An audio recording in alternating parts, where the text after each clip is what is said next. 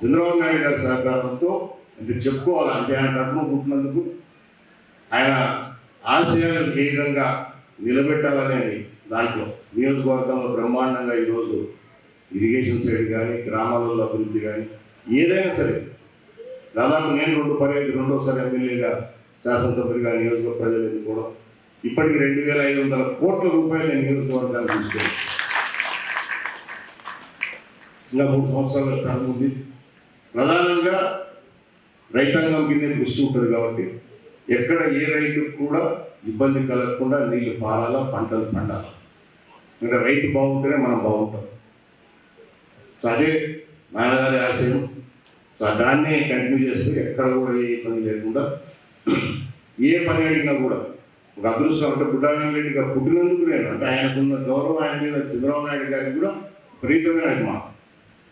అందుకే ఏ పనికి పోయినా అంటే మా సొంత పనులు ఎప్పుడు అడగదు, ఏది అడిగినా నియోజకవర్గం ప్రజలకి మాకు ఇది కావాలి సార్, ఇన్ని సంవత్సరాల నుంచి రాజకీయాలు ఉన్నాం, ఏమి చేసుకోలేదు.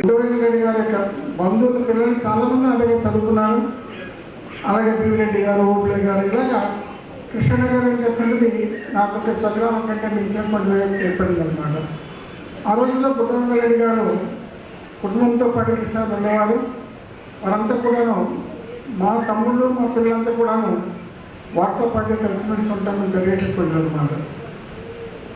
వాస్తవంగా బుడ్డరెడ్డి గారి మరణ వార్త చాలా పెద్ద షాక్ అన్నమాట. ఎవరు ఊహించినటువంటిది, అందరు కూడా పెద్ద దిగ్భ్రాంతి ఉండేటువంటి అనమాట. అంటే ప్రజలకు అంత సన్నిహితంగా ఉంటూ అంత మంచి పని చేసేటువంటి వ్యక్తికి అటువంటిది జరగటటువంటిది చాలా బాధాకరమైనటువంటి విషయం. ఆ రోజుల్లో మొత్తం ఆంధ్ర రాష్ట్రంతో కూడాను ఒక్కసారి దిగ్భ్రాంతిలో వచ్చినటువంటి రోజు అన్నమాట.